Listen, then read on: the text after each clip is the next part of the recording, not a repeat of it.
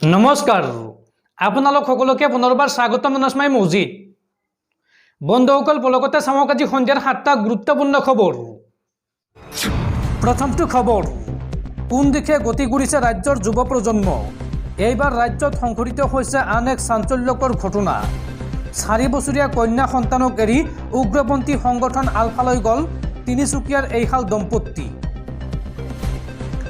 এইবাৰ আলফালৈ গমন কৰিছে তিনিচুকীয়াৰ এহাল দম্পতিয়ে কাকপথাৰৰ 1 নং চেলেংগুৰি বাসিন্দা সম্মিন নেওগৰ একমাত্ৰ পুত্ৰ অচ্যুতানন্দ নেওগ আৰু বুৱাৰী মমতা নেওগে আলফা স্বাধীনলৈ গমন কৰিছে জানিব পৰা মতে 4 বছৰীয়া একমাত্ৰ কন্যা সন্তানক এৰি দুগৰাকীয়ে নিষিদ্ধ ঘোষিত উগ্ৰপন্থী সংগঠন আলফালৈ গমন কৰিছে এই সন্দৰ্ভত পিতৃয়ে জানিবলৈ দিয়া মতে যোৱা 5 মেত অচ্যুতানন্দই ঘৰত উপস্থিত হৈ মাতৃক ভাত বাঢ়িবলৈ কয় আৰু সেই সময়তে অচ্যুতানন্দলৈ এটা ফোন আহে ফোনত কথা পতাৰ পিছতে বৰা ভাত এৰি ঘৰৰ পৰা ওলাই যায় অচ্যুতানন্দ ওলাই যোৱা দেখি পত্নী মমতাও পিছে পিছে ওলাই যায় আৰু সেইদিনা সন্ধিয়া তিনিচুকীয়াৰ আৰক্ষী অধীক্ষকে পিতৃ সম্মিন নেওগলৈ ফোন কৰি তেওঁৰ পুত্ৰ আৰু বুৱাৰী আলফা স্বাধীনলৈ গমন কৰাৰ খবৰটো দিয়ে ইয়াৰ পিছত যোৱা 6 মেত কাকপথাৰ থানাৰ ভাৰপ্ৰাপ্ত বিষয়াও পৰিয়ালক দম্পতিহাল আলফালৈ যোৱাৰ কথা সদৰি কৰে আৰু ইয়াৰ পিছত পৰিয়ালটো এই ঘটনাৰ বিষয়ে নিশ্চিত হয় ইয়াৰ পিছতে হাহাকাৰ লাগে পৰিয়ালটোত কণমানি সন্তানটিক এৰি আলফালৈ যোৱা কাৰ্যই সকলোকে এক ভাবিব নোৱাৰা পৰিস্থিতিৰ সৃষ্টি কৰে উল্লেখযোগ্য যে অচ্যুতানন্দ নেওগৰ পিতৃ সম্মিন নেওগ এগৰাকী প্ৰাক্তন আলফা 1993 চনতে আত্মসমৰ্পণ কৰাৰ পিছৰে পৰা তেওঁ ঘৰতে আছে পৰৱৰ্তী খবৰ দেশত লোকসভা নিৰ্বাচন চলি থকাৰ মাজতে পুনৰ বিস্ফোৰক মন্তব্য মুখ্যমন্ত্ৰী হিমন্ত বিশ্ব শৰ্মাই মন্তব্য কৰি কয় যে জ্ঞানবাপী মছজিদৰ ঠাইত কাশী বিশ্বনাথ মন্দিৰ নিৰ্মাণ কৰিব বিজেপিয়ে এইবাৰ বিজেপিয়ে 400খন আসন লাভ কৰিলেই আৰু প্ৰধানমন্ত্ৰীৰ পদত পুনৰ মোদী অধিষ্ঠিত হ'লেই জ্ঞানবাপী মছজিদৰ ঠাইত মন্দিৰ নিৰ্মাণ কৰিব বিজেপিয়ে আজিৰ দিনটোত এই ডাঙৰ ঘোষণা কৰিছে মুখ্যমন্ত্ৰী হিমন্ত বিশ্ব শৰ্মাই জ্ঞানবাপী মছজিদক লৈ ডাঙৰ মন্তব্য মুখ্যমন্ত্ৰী হিমন্ত বিশ্ব শৰ্মাৰ মোদীয়ে এইবাৰ 400খন আসন পালে জ্ঞানবাপী মছজিদত নিৰ্মাণ হ'ব কাশী বিশ্বনাথ মন্দিৰ জ্ঞানবাপী মছজিদৰ সলনি তাত কাশী বিশ্বনাথ মন্দিৰ নিৰ্মাণৰ ঘোষণা হিমন্ত বিশ্ব শৰ্মাৰ জ্ঞানবাপীত ৰাম মন্দিৰৰ দৰে কাশী বিশ্বনাথ মন্দিৰ নিৰ্মাণ কৰিব বিজেপিয়ে কৃষ্ণ জন্মভূমিত নাথাকিব ঈদগাহ কোনো মুছলমান লোকে কৰিব নোৱাৰিব 3-4টা বিবাহ সমগ্ৰ দেশতে বলবৎ কৰা হ'ব ইউনিফৰ্ম চিভিল কোড চমুকৈ UCC এই মন্তব্য হিমন্ত বিশ্ব শৰ্মাই লগতে মন্তব্য কৰি কয় যে অসমত বাল্য বিবাহ কৰা এটা সমুদায়ৰ প্ৰায় 6000 লোকক গ্ৰেপ্তাৰ কৰা হৈছে মোদী শাসনত অহাৰ পিছতেই ভাৰতে দখলত আনিব POK আৰু লাভ জেহাদক লৈ মুখ্যমন্ত্ৰী হিমন্ত বিশ্ব শৰ্মাৰ বিস্ফোৰক মন্তব্য হিমন্ত বিশ্ব শৰ্মাই কয় যে ফেচবুকত কোনেও দিব নোৱাৰিব ভুৱা পৰিচয় ফেচবুকত ভুৱা পৰিচয় দিয়া সকলক ধমক দিলে হিমন্ত বিশ্ব শৰ্মাই ভুৱা পৰিচয় দি বিবাহ কৰা সকলৰ বিৰুদ্ধে কঠোৰ হ'ব চৰকাৰ আৰু কংগ্ৰেছ শাসনলৈ আহিলে পুনৰ দেশত নিৰ্মাণ কৰা হ'ব বাবৰি মছজিদ বিহাৰত আজিৰ দিনটোত এই মন্তব্য কৰিছে মুখ্যমন্ত্ৰী হিমন্ত বিশ্ব শৰ্মাই পৰৱৰ্তী খবৰ প্ৰধানমন্ত্ৰী মোদীৰ সৈতে এইবাৰ মুকলি বিতৰ্কত বহিব কংগ্ৰেছৰ যুৱৰাজ ৰাহুল গান্ধী মুকলি বিতৰ্কৰ বাবে সম্পূৰ্ণ সাজু কংগ্ৰেছৰ যুৱৰাজ ৰাহুল গান্ধী আৰু প্ৰধানমন্ত্ৰী মোদীক মুকলি বিতৰ্কত বহিবলৈ প্ৰত্যাহ্বান জনালে কংগ্ৰেছ নেতা ৰাহুল গান্ধীয়ে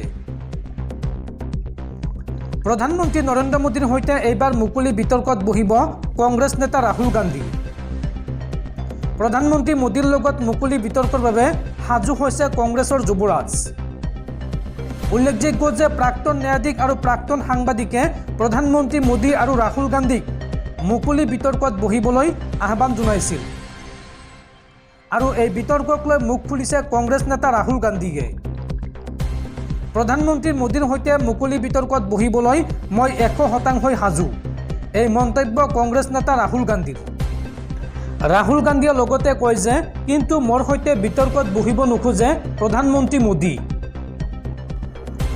বন্ধুসকল, তাৰপিছত 4 নম্বৰ খবৰটো জনোৱাৰ আগতে আপোনালৈ এটা সৰু ৰিকুৱেষ্ট, যদি তেওঁলোকে এইটো ভিডিঅ'ত লাইক কৰা নাই তেন্তে প্লিজ এটা লাইক কৰি দিয়ক আৰু এনেকুৱা ধৰণৰ নতুন নতুন ভিডিঅ' পাবলৈ চেনেলটো ছাবস্ক্ৰাইব কৰি কাষত থকা বেল আইকনটো প্ৰেছ কৰি ৰাখক। পৰৱৰ্তী খবৰ, সুৰাৰ দাম বৃদ্ধিৰ পিছতে ৰাজ্যত কমিছে সুৰাৰ বিক্ৰী আৰু তাৰ পিছতে দিছপুৰত লাগিছে হাহাকাৰ। ৰাজ্যৰ ৰাজহ বঢ়োৱাৰ স্বাৰ্থত এইবাৰ ৰাজ্যত সুৰা বিক্ৰী বৃদ্ধি কৰাৰ নিৰ্দেশ ৰাজ্য চৰকাৰৰ। সুৰা বিক্ৰী বৃদ্ধি কৰাৰ লক্ষ্য নিৰ্ধাৰণ কৰি আবকাৰী বিভাগৰ নিৰ্দেশনা জাৰি। ৰাজ্যৰ প্ৰতিখন মদৰ দোকানক প্ৰতি মাহে 4,500 লিটাৰ মদ বিক্ৰীৰ নিৰ্দেশ বা টাৰ্গেট বান্ধি দিছে অসম চৰকাৰে। পৰৱৰ্তী খবৰ, ৰাজ্যত পুনৰ ভয়ংকৰ গুলিয়াগুলি। এইবাৰ কাজিৰঙা ৰাষ্ট্ৰীয় উদ্যানত চোৰাং চিকাৰী আৰু বনকৰ্মীৰ মাজত ভয়ংকৰ গুলিয়াগুলি আৰু এই গুলিয়াগুলিৰ সময়ছোৱাত বনকৰ্মীৰ গুলীত মৃত্যু হৈছে এটা চোৰাং চিকাৰীৰ। কাজিৰঙা ৰাষ্ট্ৰীয় উদ্যানৰ অগ্ৰাতলী বনাঞ্চলত গুলীচালনাৰ ঘটনা আৰু এই গুলীচালনাত নিহত হৈছে এগৰাকী চোৰাং চিকাৰী। অগ্ৰাতলী বনাঞ্চলৰ ৰঙামতৰীয়া বন শিবিৰ এলেকাৰ এজাৰ কাঠনিত গুলিয়াগুলিৰ ঘটনা সংঘটিত হৈছে। উদ্যানখনৰ বনকৰ্মীৰ সৈতে গুলিয়াগুলি লাগে চোৰাং চিকাৰীৰ। চিকাৰীটোৰ পৰা জব্দ কৰা হৈছে এটা 3.3 ৰাইফল, 3 জাই সজীৱ গুলী আৰু 2 জাই খালী কাৰ্টিজ। আৰু দণ্ডাধীশৰ উপস্থিতিত নিহত চোৰাং চিকাৰীটোৰ মৃতদেহ মৰণোত্তৰ পৰীক্ষাৰ বাবে প্ৰেৰণ কৰা হৈছে।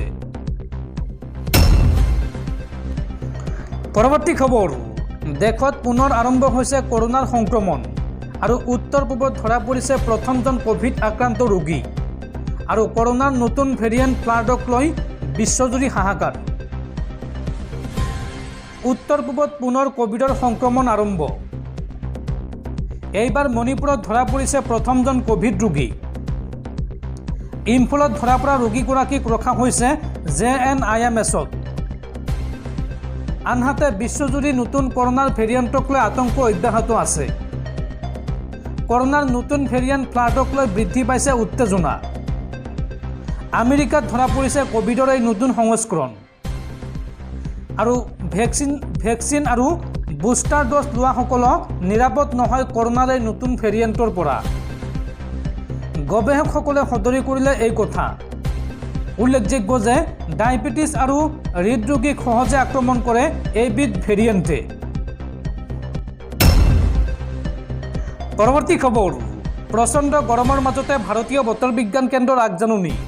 আগন্তুক 24 ঘণ্টাত অসমৰ লগতে দেশৰ কেইবাখনো ৰাজ্যত হ'ব ধাৰাসাৰ বৰষুণ আৰু প্ৰচণ্ড ধুমুহা। অসমৰ লগতে দেশৰ কেইবাখনো ৰাজ্যত বৰষুণ আৰু ধুমুহাৰ সতৰ্কতা জাৰি বতৰ বিজ্ঞান বিভাগৰ। দেশৰ কেইবাখনো ৰাজ্যত বৰষুণ আৰু ধুমুহাৰ সতৰ্কতা জাৰি কৰা হৈছে। মুঠ 62খন জিলাত ধুমুহাৰ সতৰ্কতা জাৰি কৰা হৈছে। দিল্লীত আগন্তুক 2 দিনলৈ ধাৰাবাহিক বৰষুণ আৰু ধুমুহা অহাৰ সম্ভাৱনা আছে। দিল্লীত সৰ্বনিম্ন উষ্ণতা প্ৰায় 26ৰ পৰা 28 ডিগ্ৰী আৰু সৰ্বোচ্চ উষ্ণতা 38ৰ পৰা 39 ডিগ্ৰী পৰ্যন্ত হ'ব পাৰে। হাৰিয়ানা, চণ্ডীগড়, পাঞ্জাৱ, ৰাজস্থান, উত্তৰ প্ৰদেশত ধুমুহাৰ লগতে এই সময়ছোৱাত পাতলীয়া বৰষুণৰ সম্ভাৱনা আছে। উত্তৰ প্ৰদেশৰ বহু জিলাত আজি প্ৰচণ্ড ধুমুহাৰ সম্ভাৱনা আছে। পশ্চিম উত্তৰ প্ৰদেশত প্ৰচণ্ড বতাহ প্ৰতি ঘণ্টাত 50 কিলোমিটাৰ বেগত বলিব পাৰে আৰু পূব উত্তৰ প্ৰদেশত বতাহৰ গতিবেগ প্ৰতি ঘণ্টাত 40 কিলোমিটাৰ হ'ব। উত্তৰ প্ৰদেশৰ প্ৰয়াগৰাজ, ফতেহপুৰ, প্ৰতাপগড়কে ধৰি 62খন জিলাত ধুমুহাৰ সতৰ্কতা জাৰি কৰা হৈছে। আগন্তুক 24 ঘণ্টাৰ ভিতৰত পশ্চিমবংগ, উৰিষ্যা, কৰ্ণাটকৰ লগতে কেৰালাত মধ্যমীয়া বৰষুণৰ সম্ভাৱনা আছে। জম্মু কাশ্মীৰ, উত্তৰাখণ্ড, হিমাচল প্ৰদেশ, বিহাৰ, ঝাৰখণ্ড, ছত্তীশগড়, তেলেংগানা, মহাৰাষ্ট্ৰ আৰু তামিলনাডুতো বৰষুণ হোৱাৰ সম্ভাৱনা আছে। লগতে অসমতো 11 আৰু 12 মেত বৰষুণৰ লগতে ধুমুহা অহাৰ সম্ভাৱনা আছে আৰু এই সময়ছোৱাত জনসাধাৰণক সতৰ্ক হৈ থাকিবলৈ আহ্বান জনাইছে বতৰ বিজ্ঞান কেন্দ্ৰই।